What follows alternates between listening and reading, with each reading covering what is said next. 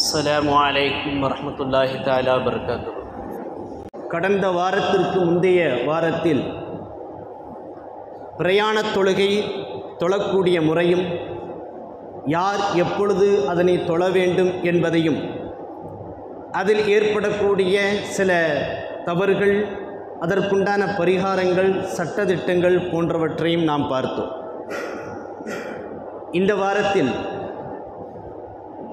நாம் தொழுகிறோம் அல்லது இமாமை பின்தொடர்ந்து தொழுகிறோம். இந்த இரண்டு நிலையில் நாம் குர்ஆனுடைய வசனங்களை தொழுகையில் ஓதுகிறோம். இதில் ஏற்படக்கூடிய சிறிய தவறுகள், பெரிய தவறுகள், அதற்குண்டான பரிகாரங்கள் என்னென்ன இருக்கிறது என்பது குறித்து நாம் இப்பொழுது பார்க்க இருக்கின்றோம். அல்லாஹு ஜல்ல ஷானஹு வ தஆலா தனது திருமறையில் அல்லாஹ்வின் தூதர் ஸல்லல்லாஹு அலைஹி வஸல்லம் அவர்களுக்கு இவ்வாறு கட்டளையிடுகிறார். லா துஹர்ரிக் பிஹி லிசானக லிதஅஜல பிஹ் இன்ன அலைனா ஜம்அஹு வ குர்ஆனா ஃபஇதா கரஅனாஹு ஃபத்தபி' குர்ஆனா. ஸதகல்லாஹுல் அலியுல் அலீம். சூரத்துல் கியாமா அத்தியாயம் 75 அல் கியாமா என்று சொல்லக்கூடிய அத்தியாயத்தில் 16, 17 மற்றும் 18வது வசனங்களில் இந்த விஷயங்களை அல்லாஹு ஜல்ல ஷானஹு வ தஆலா அல்லாஹ்வின் தூதர் ஸல்லல்லாஹு அலைஹி வஸல்லம் அவர்களுக்கு கட்டளையிடுகிறார். உங்களுடைய நாவை வெகு விரைவாக நீங்கள் அசைக்க வேண்டாம். அதாவது வஹி இறங்கிக் கொண்டிருக்கின்றது. வஹியை வானவர் தலைவர், வானவர் கோமான் ஜிப்ரைல் அலைஹிஸ்ஸலாத்து வஸ்ஸலாம் அவர்கள் சொல்லிக் கொடுத்து கொண்டிருக்கின்ற பொழுதே அல்லாஹ்வின் தூதர் ஸல்லல்லாஹு அலைஹி வஸல்லம் அவர்கள் உடனடியாக அவர்களோடு ஓதுவார்கள். அதற்காக அல்லாஹ் ஜல்ல ஷானஹு இவ்வாறு சுட்டி காட்டுகிறான். உங்களுடைய நாவை விரைவாக நீங்கள் அசைக்க வேண்டாம். ஏனென்றால் அவற்றை, அந்த குர்ஆனை ஒன்று சேர்த்து ஓத வைக்க வேண்டிய பொறுப்பு எங்களுக்கு இருக்கிறது என்கிறான் அல்லாஹு ஜல்ல ஷானஹு வ தஆலா. எனவே நாம் குர்ஆனை உங்களுக்கு ஓதினால் நீங்கள் அந்த குர்ஆனை பின்பற்றி நீங்கள் ஓதுங்கள் என்பதாக அல்லாஹு ஜல்ல ஷானஹு வ தஆலா அல்லாஹ்வின் தூதர் ஸல்லல்லாஹு அலைஹி வஸல்லம் அவர்களுக்கு கட்டளையிடுகிறார். அதனைத் தொடர்ந்து சில விஷயங்களை குறிப்பிடுகின்ற பொழுது, என்றாலும் கூட மனுஷன் அவசரக்காரனாக இருக்கிறான். அவன் மறுமையை விட்டுவிட்டு இம்மையின் ஆசையினால், இந்த உலகத்தின் ஆசையினால் மறுமையை அவன் விட்டுவிடுகிறான் என்பதாக அல்லாஹு ஜல்ல ஷானஹு வ தஆலா தொடர்ந்து அந்த வசனங்களில் சுட்டி காட்டுகிறான். இந்த குர்ஆனுடைய வசனங்களின் அடிப்படையில் குர்ஆனுடைய வசனங்களை நாம் தெளிவாக ஓத வேண்டும். பொதுவாகவே குர்ஆனுடைய வசனங்களை எவ்வளவு தெளிவாக ஓத வேண்டும் என்பதற்குண்டான ஏராளமான வழிகாட்டுதல்கள் நமக்கு உண்டு. அதுபோல தொழுகையில் ஓதுகின்ற பொழுது அவர் இமாமாக இருந்தாலோ அல்லது தனித்து ஓதுகின்ற பொழுதோ மிகுந்த கவனத்தோடு, எச்சரிக்கையோடு ஓத வேண்டும் என்பதை அல்லாஹு ஜல்ல ஷானஹு வ தஆலா இந்த வசனத்தில் சுட்டி காட்டுகின்றார். அடுத்து ஒரு ஹதீஸையும் பார்த்து விடுவோம். அன் முஆவியத் இப்னுல் ஹக்கம் ரலியல்லாஹு தஆலா அன்ஹு قال பைனா அன வ உஸல்லி மஅ ரசூலில்லாஹி ஸல்லல்லாஹு அலைஹி வஸல்லம் قال இன்ன ஹாதிஹி ஸலாத்த லா யஸ்லஹு ஃபீஹா ஷைஉம் மின் கலாமின் நாஸி இன்னமா ஹிய தஸ்பீஹு வ தக்பீரு வ கிராஅத்துல் குர்ஆன் அவ் கமா क़ால அலைஹி ஸலாத்து வஸ்ஸலாம். ஸஹீஹுல் ஜாமி ரவாஹு. ஸஹீஹுல் ஜாமி என்கின்ற நூலில் பதிவு செய்யப்படுகின்றது. முஆவியத் இப்னுல் ஹக்கம் ரலியல்லாஹு தஆலா அன்ஹு அவர்கள் கூறுகிறார்கள், அல்லாஹ்வின் தூதர் ஸல்லல்லாஹு அலைஹி வஸல்லம் அவர்களோடு நாங்கள் இருந்தோம், அவர்களோடு நாங்கள் தொழுதோம். அப்பொழுது அல்லாஹ்வின் தூதர் ஸல்லல்லாஹு அலைஹி வஸல்லம் அவர்கள் கூறினார்கள், சத்தியமாக தொழுகை என்பது மக்களுடைய பேச்சு என்பது அதில் கிடையாது என்கிறார்கள். தொழுகையில் எந்த வார்த்தையும் பேசிவிடக்கூடாது என்கிறார்கள். சத்தியமாக தொழுகை என்றால் அது தஸ்பீகும் தக்பீரும் குர்ஆன் ஓதுவதும் என்பதாக அல்லாஹ்வின் தூதர் ஸல்லல்லாஹு அலைஹி வஸல்லம் அவர்கள் கூறியதாக ஸஹீஹுல் ஜாமி என்கின்ற நூலில் பதிவு செய்யப்படுகின்றது. இந்த குர்ஆனுடைய வசனங்களையும் எடுத்துக்கொள்ள வேண்டும். இந்த ஹதீஸையும் நாம் அடிப்படையாக வைத்துக்கொண்டு தொழுகையில் ஓதக்கூடிய அந்த ஓதல் முறைகள் பற்றி உண்டான பலதரப்பட்ட கேள்விகள் நமக்கு இருக்கும். சில கேள்விகளை நாம் முன்வைத்து அதற்குண்டான பதிலை சொல்வோம். உங்களுக்கு இது குறித்து ஏதேனும் கேள்விகள் இருந்தால் எம்மிடத்தில் கேட்டுக்கொள்ளலாம், அல்லது சம்பந்தப்பட்ட அந்தந்த மார்க்க அறிஞர்களிடத்தில் அது குறித்து உண்டான கேள்விகளை தாராளமாக கேட்டுக்கொள்ளலாம். முதலாவதாக, தொழுகையில் குர்ஆன் ஓதுவது. தொழுகையில் குர்ஆன் ஓதுவது ஃபர்லாகும். தொழுகையில் நீங்கள் குர்ஆன் ஓதவே இல்லை என்றால் அந்த தொழுகை செல்லாது என்பதை நாம் விளங்கிக் கொள்ள வேண்டும். முதலாவதாக குர்ஆன் ஓத வேண்டும். குர்ஆனிலிருந்து எதையாவது ஓத வேண்டும். எதையாவது ஓதிவிட்டால் ஃபர்லு நிறைவேறும்னு கவனத்தில் கொள்ள வேண்டிய ஒரு விஷயம். தொழுகை நிறைவேறுவதற்கு என்னென்ன ஓத வேண்டும் என்பதை விளங்கிக் கொள்ள வேண்டும். சூரத்துல் ஃபாத்திஹா, ஃபாத்திஹா சூரா ஓதுவது வாஜிபாகும். 3 சிறிய வசனங்கள் அல்லது ஒரு பெரிய வசனம் ஓதுவது தொழுகைக்கு வாஜிபாகும். இல்லை என்றால் தொழுகையினுடைய ஒரு குறையுடையதாக ஆகிவிடும் என்பதை விளங்கிக் கொள்ள வேண்டும். அடுத்ததாக, தொழுகையில் ஒவ்வொரு தொழுகையிலும் இன்னென்ன சூறாக்களை ஓத வேண்டும். பொதுவாக தொழுகையில் எந்த சூறாவை வேண்டுமானாலும் எப்பொழுது வேண்டுமானாலும் அவரவருடைய விருப்பருக்கு தகுந்தவாறு அவரவருடைய மனன சக்திக்கு தகுந்தவாறு தாராளமாக ஓதிக்கொள்ளலாம். என்றாலும் கூட ஒரு வரைமுறையாக, ஒரு சுன்னத்தான முறையாக சில விஷயங்கள் நமக்கு ஹதீஸ்களின் மூலமாக தெளிவுபடுத்தப்பட்டிருக்கிறது. ஃபஜ்ர் மற்றும் லுகர் இந்த 2 தொழுகைகளிலும் அத்தியாயம் 49 85 வரைக்கும் ஓதுவது சுன்னத்தாகும். அதாவது சூரத்துல் ஹுஜராத் என்பதிலிருந்து சூரத்துல் புரூஜ் என்று சொல்லக்கூடிய அத்தியாயங்கள் வரைக்கும் எதை வேண்டுமானாலும் தாராளமாக ஓதிக்கொள்ளலாம் என்பதும், அசர் மற்றும் இஷா தொழுகையில் சூரத்து தாரிக் மற்றும் பையினா வரைக்கும், அதாவது 86 98 அத்தியாயங்கள் வரைக்கும் ஓதிக்கொள்வது சுன்னத் என்பதாகவும், மக்ரிப் தொழுகையில் குறிப்பாக சூரத்துல் ஜில்சால், இதா ஜுல்சிலத்தில் அர்து ஜில்சாலஹா என்று தொடங்கக்கூடிய அந்த அத்தியாயத்திலிருந்து 99வது வசனத்திலிருந்து சூரத்துல் நாஸ் வரைக்கும், குல்லது பிரபின் நாஸ் வரைக்கும் தொடர்ந்து ஓதிக்கொண்டே இருக்கலாம். இது ஒரு சுன்னத்தான முறை. இதனால்தான் பெரும்பான்மையான இமாம்கள் மக்ரிபில் சிறிய சிறிய சூறாக்களையும், இஷாவில் சற்று பெரிய சூறாக்களையும், ஃபஜ்ரில் இன்னும் சற்று பெரிய குர்ஆனுடைய வசனங்களையும் ஓதிக்கொண்டே இருக்கிறார்கள். இது ஒரு சுன்னத்தான முறை என்பதை நமக்கு மார்க்கம் மிக அழகாக சுட்டிக்காட்டி இருக்கிறது. எனவே அந்த விஷயத்தை நாம் தொழுகையில் கடைபிடிக்கிறோம். இந்த தகவல் ஹதீஸிலும் பதிவு செய்யப்படுகின்றது, ஃபத்தாவா மஹ்மூதியா என்கின்ற நூலிலும் பதிவு செய்யப்படுகின்றது. அடுத்து ஒரு கேள்வி, நான் தனியாக தொழுகிறேன், இமாமை ஃபாலோ பண்ணிட்டோம்னாக்கா இமாமுக்கு பின்னாடி நின்றுவோம், பிரச்சனை இல்லை. நான் தனியாக தொழுகிறேன், எனக்கு எதுவுமே தெரியாது. அல்ஹம்து சூரா தெரியாது, குலுகுல்லா சூரா தெரியாது, குல்லோ பிரபில் ஃபலக்கு தெரியாது, குல்லோ பிரபின் நாசு எதுவுமே தெரியாது. இப்பொழுது நான் என்ன செய்ய வேண்டும்? என்னால் முடிந்த அளவிற்கு நான் குர்ஆனுடைய வசனங்களை மனனமிடுவதற்கு எஃபெக்ட் போட்டு நான் மனப்பாடம் செய்கிறேன். இருந்தாலும் என்னால் முடியவில்லை. முதல் கேள்வி இதுதான். நான் இப்பொழுது சூழ்நிலை எனக்கு குர்ஆன் இருந்து எதுவுமே தெரியாது. எதுவுமே தெரியாததற்கும் தெரியாமல் இருப்பதற்கும் உண்டான நிறைய வித்தியாசம் இருக்குது. தெரிவதற்கு எவ்வளவுக்கு எவ்வளவு முயற்சி செய்ய வேண்டுமோ அவ்வளவுக்கு எவ்வளவு முயற்சி செய்ய வேண்டும். திடீரென்று ஒருவர் இஸ்லாத்தை தழுவிக்கொண்டார், அவருக்கென்று சில சூறாக்கள் உடனடியாக அவருடைய மனத்துக்குள்ளாக இறங்கி விடாது.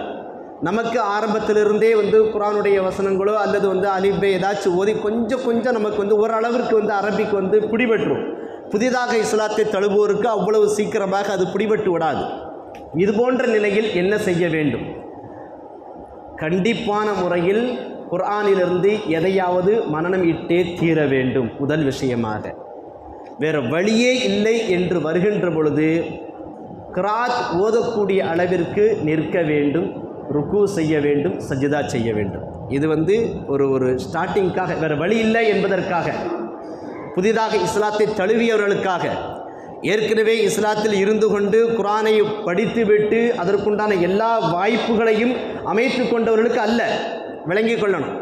ஆக எவ்வளவுக்கு எவ்வளவு குர்ஆனுடைய வசனங்களை குறைந்தபட்சமாக அல் ஃபாத்திஹா சூறாவையோ கூடுதலாக 1-2 சூறாவையோ எப்படியாவது மனனமிட்டு கொள்ள வேண்டும். இதை நமக்கு மிக முக்கியமாக மார்க்கம் நமக்கு சுட்டி காட்டுகின்றது. இந்த செய்தியை ஃபத்தாவா ஷாமி என்கின்ற நூலில் பதிவு செய்யப்படுகின்றது. அடுத்ததாக, இமாம் எந்தெந்த தொழுகையிலெல்லாம் சப்தமாக ஓதுவார் என்பதாக ஒரு கேள்வி இருக்குது. அதற்குண்டான பதிலாக இஷா மஹ்ரிபினுடைய ஃபஸ்ட்டு 2 ரக்காத்தில் வந்து சப்தமாக ஓதுவாங்க. அடுத்ததாக ஃபஜ்ரில் ஓதுவாங்க, ஜுமாவில் ஓதுவாங்க, 2 பெருநாள் தொழுகையில் ஓதுவாங்க, தராவிஹ் தொழுகையில் ஓதுவாங்க, வித்ர் தொழுகையில் ஓதுவாங்க.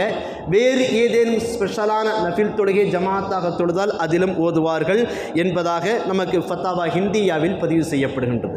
ஆக எந்தெந்த தொழுகையிலெல்லாம் சப்தமாக ஓதுதல் என்றால் குறைந்தபட்சமாக முதல் சஃப்புக்காவது கேட்குற அளவுக்கு ஓதுறதுக்கு தான் சப்தமாக ஓதுதல். ஒருவருக்கு நமக்கு அருகில் இருக்கக்கூடிய ஒருவருக்கோ அல்லது இருவருக்கோ ஓதுவதல் என்பது சப்தமாக ஓதுவதாக ஆகாது, மெதுவாக ஓதுவதாக ஆகும் என்பதை நாம் மிகுந்த கவனத்தில் கொள்ள வேண்டும். அடுத்ததாக நாம் தனியாக தொழுகிறோம்னு வச்சுக்கோங்களேன்.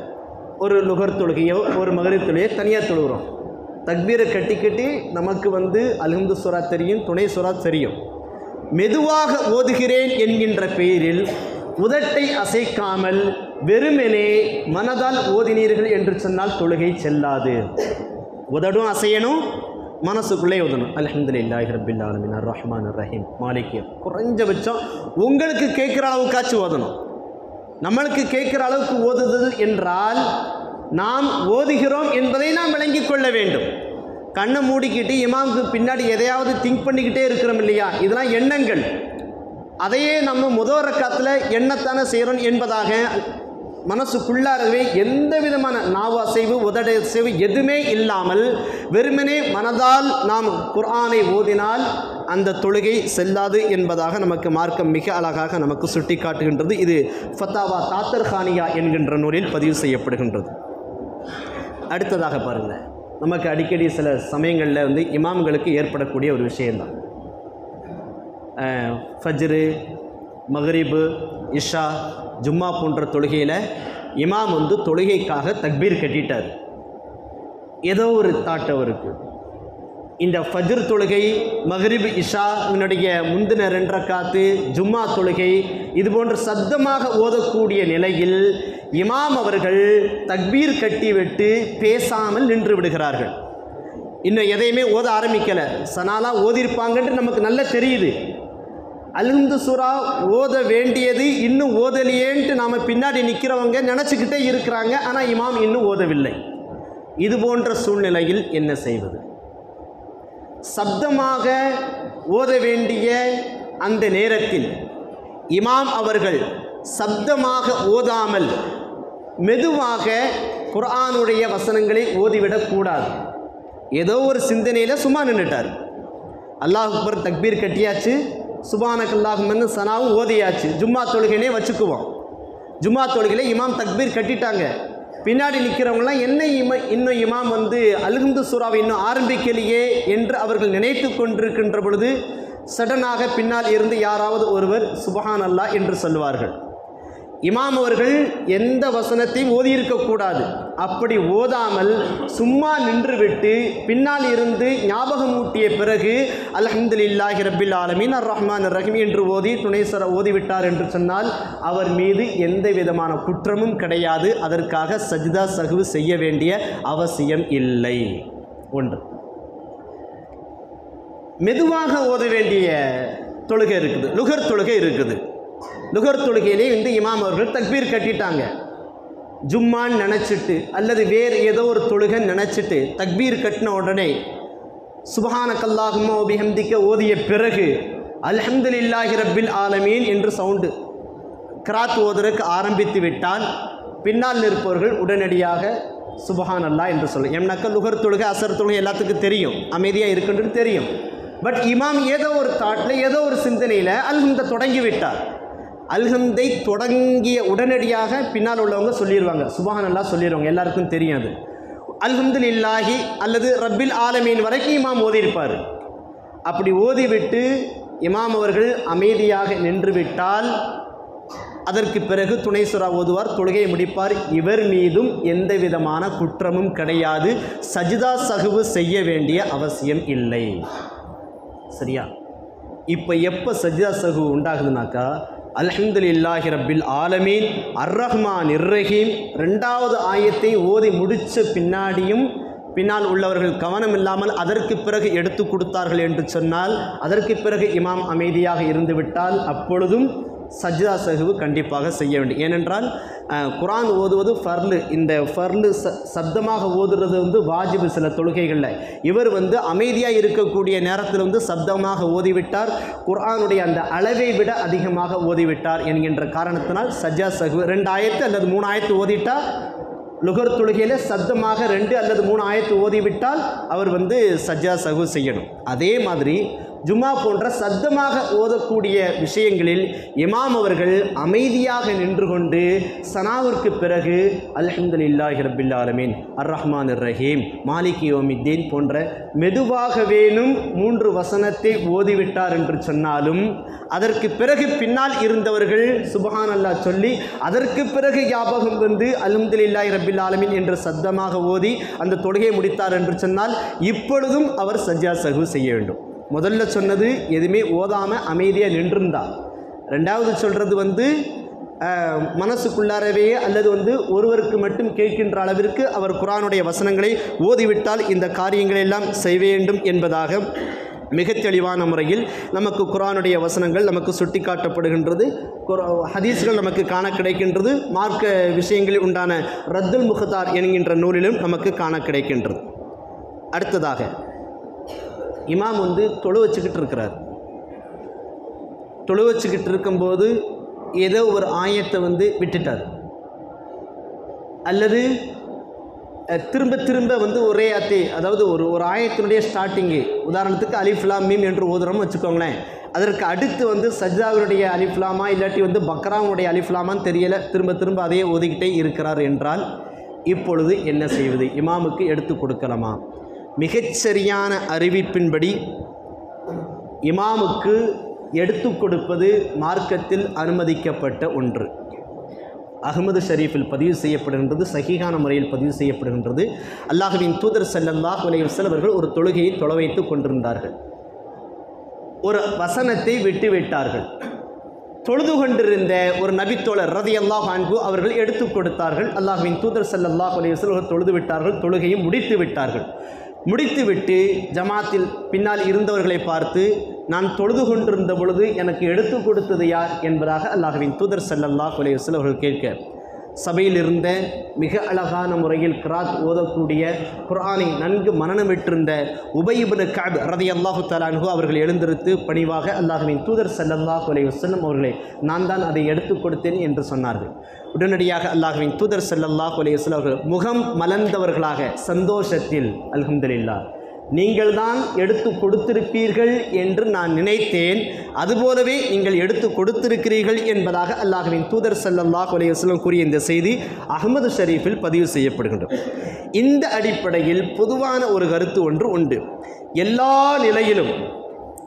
நிலையிலும் அல்ஹம்து சூறாவாக இருக்கட்டும் சரி, வேறு துணை சூறா ஏதாவது ஒரு சூறா ஓதுகின்ற பொழுது ஏதோ ஒரு மிஸ்டேக் வந்துருச்சு சரி, ஆயத்தை விட்டு ஓதிட்டாங்க சரி, தாராளமாக எடுத்து கொடுப்பதாக இருந்தால் தாராளமாக எடுத்து கொடுக்கலாம் என்று சொல்லிவிட்டு இந்த செய்தியெல்லாம் தாத்தர் கானியாவில் பதிவு செய்யப்படுகின்றது. ஆனால் மார்க்க கிரந்தங்களில் மிக முக்கியமான ஃபிக்ஹ் கிதாபுகளில் ஒன்றான ஹிதாயா போன்ற நூல்களில் அதனுடைய ஆசிரியர்கள் ஒரு செய்தியை கூடுதலாக பதிவு செய்கிறார்கள். கவனத்தில் கொள்ளணும். இந்த ரெண்டையும் பேஸ் பண்ணி நம்ம கவனத்தில் கொள்ளணும். அதுக்காகத்தான் இமாம் அவர்கள் தொழ வைக்கின்ற பொழுது ஃபர்லினுடைய அளவிற்குண்டான வசனங்களை ஓதி முடித்து விட்டால், உதாரணமாக ஒரு 3 ஆயத்தை ஓதிட்டார், 3 சின்ன ஆயத்தை ஓதிட்டார், அல்லது நடுத்தரமான ஒரு 2 ஆயத்துகளையோ ஓதிவிட்டார், அல்லது ஒரு பெரிய ஆயத்தை ஓதிவிட்டார் என்று சொன்னால், அதற்கு அடுத்து அவருக்கு தடுமாற்றம் ஏற்பட்டு அவர் தடுமாறிக் கொண்டிருக்கின்ற பொழுது பின்னால் இருப்பவர் யாரேனும் எடுத்து கொடுத்தால்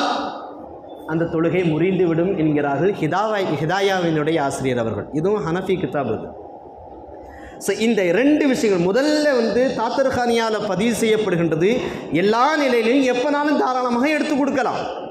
ஆனால் இவர்கள் சொல்லுவது அவ்வாறு கூடுதலாக அவர் அந்த தொழுகை செல்லுபடி ஆகிறதுக்கு என்ன, ஒரு பெரிய ஆயத்து ஒரு 2-3 சின்ன ஆயத்து ஓதிட்டார் இல்லையா, அது ஃபர்ல் முடிஞ்சிருச்சு இல்லையா, அதற்கடுத்து அவர் தடுமாறுகின்ற பொழுது நாம் கூடுதலாக செய்வது என்பது தொழுகைக்கு வெளியே பேசக்கூடிய பேச்சுக்கள். ஆகவே நீங்கள் கூடுதலாக செய்து விட்டீர்கள் என்றால் அந்த தொழுகை உங்களுக்கு முறிந்து விடுகிறது, எடுத்து கொடுத்தவருக்கு முறிந்து விடுகிறது என்பதாக ஹிதாயாவில் பதிவு செய்யப்படுகின்றது.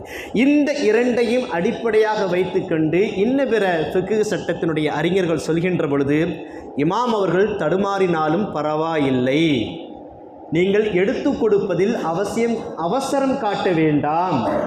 ஒன்றுக்கு இரண்டுக்கு 1 அல்லது 2 அல்லது 3 முறை கூட நீங்கள் நிதானித்து விடுங்கள். ஏனென்றால் நாம் எடுத்து கொடுக்கும்போது ஒன்று அவர் எடுத்து பிக்கப் பண்ணிட்டா பரவாயில்லை, அல்லது ஃபர்லு ஓதக்கூடிய அளவிற்கு தான் நம்ம ஓதிட்டோம்ல, ருக்குவுக்கு போயிட்டா என்ன மார்க் அதைத்தான் நமக்கு சுட்டி காட்டுகின்றது.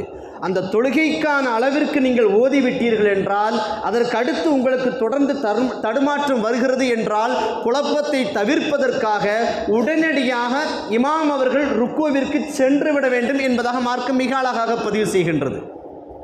இன்னும் கூடுதலாக ஓதுவோன் என்று நினைத்து நின்று கொண்டிருக்கின்ற பொழுது பின்னால் எடுத்து கொடுப்பவர்கள் மிகுந்த கவனத்தோடு எச்சரிக்கையோடு அமைதியான முறையில் அதற்குண்டான எடுத்து கொடுக்கதை நாம் கவனத்தோடு இருக்க வேண்டும். இதெல்லாம் தராவீஹ் தொழுகையில் சாமின்னு சொல்லி நிற்பாங்க. சாமின்னா கேட்கக்கூடியவர். பின்னாடி சில பெரிய பெரிய பள்ளியாசில் ஒரு 2-3 பேரை ஹாஃபிஸா ஓதுறதுக்காண்டி பின்னாடி 2 பேர் நிப்பாட்டி வச்சுருப்பாங்க. அவங்க அவர்களுக்கும் அல்ஹம்துலில்லாஹ் ஹதியா கொடுப்பாங்க. சில பேர் ஒரு சில அவசரத்தில் எடுத்து கொடுத்து விடுவார்கள். அது தவறு. ஏனென்றால் ஹாஃபிஸா தொலை வைக்கின்ற பொழுது அவருக்கு ஒரு தாட் இருக்கும், இவ்வளோ ஜுஸு ஓதணுன்ற இந்த ரக்காத்தில் இவ்வளோ ஓதணுன்ட்டு ஒரு எண்ணம் இருக்கும்.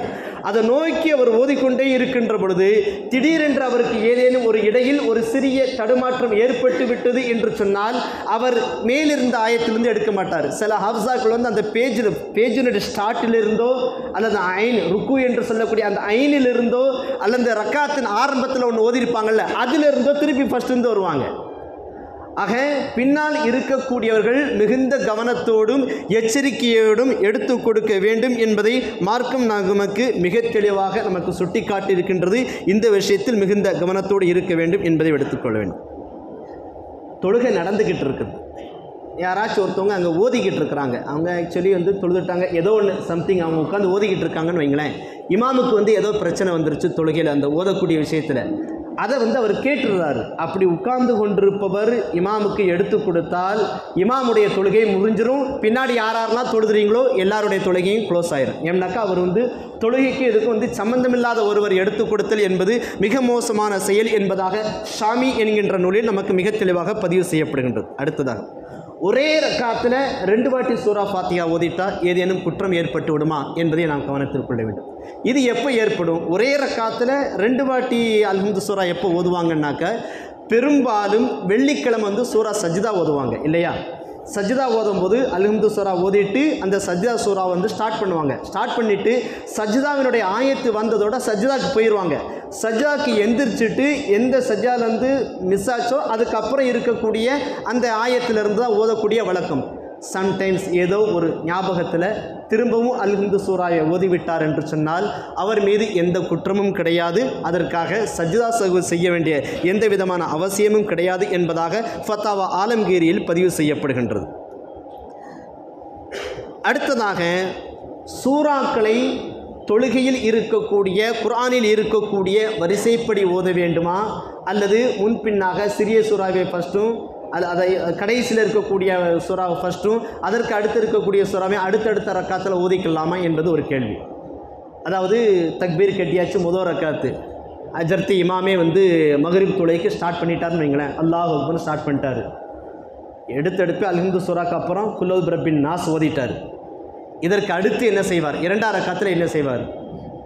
தனியாக ஓதினாலும் இமாம் ஜமாத்தோடு தொழுதாலும் எவர் ஒருவர் அல்ஹம்து சூராவிற்கு பிறகு கடைசியாக முதல் ரக்காத்திலேயே சூரத்து நாஸை ஓதிவிட்டார் என்று சொன்னால் அடுத்து இருக்கக்கூடிய எல்லா ரக்காத்திலும் அவர் சூரத்து நாஸை தான் ஓத வேண்டும். மார்க்கு மிக தெளிவாக பதிவு செஞ்சிருக்கு. ஏன்னாக்கா குர்ஆனுடைய வரிசைக்கு மாற்றமாக ஓதுதல் என்பது மிகப்பெரிய மக்ரூஹ். அதைத்தான் தராவீஹ் தொழுகையில் ஹாஃபிஸா கடைசி நாளில் ஓதுவாங்க. குலுல்லா சூரா, குலு பிரபில் ஃபலக்கு, குலு பிரபின் நாஸ்லாம் ஓதுவாங்க. ஓதிட்டு சில பேர் சொல்லுவாங்க, நீங்கள் அலிஃப்லாம் ஸ்டார்ட் பண்ணிட்டு வைங்களேன் என்பார்கள். பெரிய தவறு. இது முடிகிறது நாசு. சூரத்து நாசு முடிஞ்சிருச்சுனாக்க தொழுகை முடிச்சுட்டு போக வேண்டியதான். இதற்கு அடுத்து வேறு சூறாவை ஓதுவதற்குண்டான வேலை கிடையாது. அப்படி உங்களுக்கு அந்த சடங்கில் உங்களுக்கு விருப்பம் இருந்தது என்று சொன்னால் 19வது ரக்காத்தையும் 20 ரக்காத்தையும் அலிஃப் லாம் மீம் ஓதிக்கொள்ளலாம் தாராளமாக. 18வது ரக்காத்திலேயே சூரத்து நாஸை கம்ப்ளீட் பண்ணிடணும். கடைசி நாளில் 30வது நாளோ 29வது நாளோ எந்த நாளில் குர்ஆனை ஹத்தம் பண்ணுறாங்களோ, லைலத்துல் கத்ர் எந்த நாளில் ஹத்தம் பண்ணுறாங்களோ அந்த நாள் 18வது ரக்காத்திலே நாஸை முடிச்சிடணும். 19ம் 20ம் நீங்கள் குர்ஆனை ஓத வேண்டும் என்கின்ற விருப்பம் இருந்தால், தொடங்கி வைத்து முடிக்க வேண்டும் என்கின்ற விருப்பம் இருந்தால் 19வது ரக்காத்திலும் 20வது ரக்காத்திலும் அலிஃப் லாம் மீம் தாராளமாக ஓதிக்கொள்ளலாம். ஆனால் தனியாக தொழுதாலும் சரி, இமாம் தொழ வைத்தாலும் சரி, ஒரு மக்ரிப் நேரத்தில் முதல் ரக்காத்திலே நாஸ் ஓதிட்டார்னாக்கா 2வது ரக்காத்திலே அவர் நாசு தான் ஓதணும். 3வது ரக்காத்துக்கு பிரச்சனை இல்லை. தனியாக நம்ம ஏதாவது சுன்னத்து 4 ரக்காத்து தொழுகிறோன்னு வச்சுக்கிட்டுங்களேன். உதாரணத்துக்கு ஜும்மாவுடைய முன் சுன்னத்து ஓதுறோம், தொழுவும்போது முன் 4 சுன்னத்துக்கு 4 ரக்காத்திலுமே 4 சூறாக்கள் ஓதணும். மறந்தாக்கில் நம்ம சூரத்து நாஸ் ஓதிட்டோம் என்று சொன்னால் 4 ரக்காத்திலும் சூரத்து நாஸ் தான் ஓத வேண்டும் என்பதை நாம் மிக தெளிவாக விளங்கிக் கொள்ள வேண்டும். அடுத்ததாக, நேரம் குறைவாக இருக்கிறனால ஒரே ஒரு கேள்வியோட நான் முடிச்சிடுறேன். தொழுகையில் இமாம் ஓதிக்கொண்டிருக்கிறார், கராத்து நல்லா இருக்குது, அல்லது நமக்கு குர்ஆனுக்கு அர்த்தம் தெரியும், சில வித்தியாசமான ஒரு ஆச்சரியமான அல்லது வருந்தத்தக்க ஏதேனும் ஓதுகின்ற பொழுது அப்படிப்பட்ட கருத்துக்களை உள்ளடக்கிய வசனத்தை நாம் கேட்டிருந்தோம். சுப்ஹான் அல்லாஹ் என்று ஒருவர் சொல்லிவிட்டால், அல்ஹம்துலில்லாஹ் என்று சொல்லிவிட்டால், ஒரு வருத்தத்திற்குரிய அந்த கருத்தை நாம் கேட்கின்ற பொழுது இன்னா லில்லாஹ் என்று சொல்லிவிட்டால் அவருடைய தொழுகை முறிந்துவிடும். தொழுகையில் என்னென்ன இருக்குதோ அதைத்தான் ஓதணும். இப்பொழுது தொழுகையில் ஓதக்கூடிய அல்லாஹ் அக்பர், சுப்ஹானல்லாஹில் அலீம், அப்புறம் சுப்ஹானக்கல்லாஹும்ம வபிஹம்திக, சில சூறாக்கள், இதெல்லாம் என்ன பேஸில் இருக்குதோ அதைத்தான் நம்ம செஞ்சுக்கிட்டே வர்றோம். இதில் தொழுகையில் கிராத் ஓதிக்கொண்டிருக்கின்ற பொழுது தேவையில்லாமல் அந்த கிராத்தினுடைய மகிழ்ச்சியிலோ அல்லது கண்ணீரின் வெளிப்பாடாகவோ அல்ஹம்துலில்லாஹ் என்பதாக வார்த்தைகள், அதாவது தலையை ஆட்டிக்கொள்வது, கண்ணீர் வடிப்பதெல்லாம் பரவாயில்ல, அதெல்லாம் நல்ல விஷயம். அந்த உணர்ச்சி மேலிட்டால் சில வார்த்தைகளை நீங்கள் பயன்படுத்தி விட்டால் யார் அந்த வார்த்தையை பயன்படுத்துகிறாரோ அவருடைய தொழுகை முறிந்துவிடும். இது அரபியாக இருந்தாலும் சரி, நீங்கள் வேறு எந்த மொழியில் நீங்கள் பேசினாலும் தொழுகை முறிந்துவிடும். ஆகவே கவனத்தில் கொள்ள, இது ஒரு கவனத்தில் நிறைய பேர் கேட்கக்கூடிய ஒரு கேள்வி. இது தொழுகையில் சஜ்தாவில் நீங்கள் அதிகமாக துஆ கேளுங்கள் என்று அல்லாஹ்வின் தூதர் ஸல்லல்லாஹு அலைஹி வஸல்லம் கூறியது ஒரு ஹதீஸினுடைய கருத்து இருக்குது. அதற்காக நிறைய பேர் என்ன பண்ணுறாங்கன்னாக்கா, தொழுது கொண்டிருக்கின்ற பொழுது தொழுகையில் சஜ்தாவில் வீழ்ந்து அதிகமான துஆக்களை கேட்டுக்கொண்டே இருக்கிறார்கள். இப்படி தொழுகையில் சஜ்தாவில் நீங்கள் துஆ செய்தீர்கள் என்று சொன்னால் உங்கள் தொழுகை முறிந்துவிடும். நீங்கள் தொழுது முடித்த பிறகு மீண்டும் சஜ்தாவில் விழுந்து, எப்படி நம்ம கையை துஆ கேட்கின்ற பொழுது நல்லா ஒழுக்கத்தோட கையெல்லாம் உயர்த்தி அழுது அல்லாஹ் கிட்ட கேட்குறோமோ, அதுபோல சஜ்தாவில் விழுந்து தாராளமாக எவ்வளவு வேண்டுமானால் துஆ கேட்டுக்கொள்ளலாம். தொழுகையில் இருக்கின்ற பொழுது சுப்ஹான ரப்பியல் அஅலா அல்லது சுப்ஹான ரப்பியல் அஅலா வபிஹம்திஹி போன்ற வார்த்தைகளை தவிர்த்து விட்டு வேறு வார்த்தைகளை சொன்னாலும், வேறு தொழுகைக்கு புறம்பான வேறு எந்த வார்த்தைகளை நாம் சொன்னாலும் தொழுகை முறிந்துவிடும். அது அரபியாகவே இருந்தாலும் தொழுகை முறியும், அரபி அல்லாத வேறு எந்த வார்த்தையாக இருந்தாலும் தொழுகை முறிந்துவிடும். ஆகவே தொழுகையில் கிராத் ஓதுகின்ற பொழுது மிகுந்த கவனத்தோடு எச்சரிக்கையோடு நன்கு ஓத தெரிந்து ஒவ்வொரு சூறாக்களையும் குர்ஆனுடைய வசனங்களையும் நன்கு தெரிந்து நிதானமாக ஓத வேண்டும். வல்லோன் அல்லாஹ் ஜல்ல ஷானஹு தஆலா நாம் கேட்கக்கூடிய நல்ல விஷயங்களை சரியான முறையில் செயல்படுத்தக்கூடிய நன்மக்களாக நம் அனைவருக்கும் ஆக்கி அருள் புரிவானாக. வாஹிர் தஅவானா அல்ஹம்துலில்லாஹி ரப்பில் ஆலமீன். அஸ்ஸலாமு அலைக்கும் வரஹ்மத்துல்லாஹி தஆலா வபரகாத்துஹு.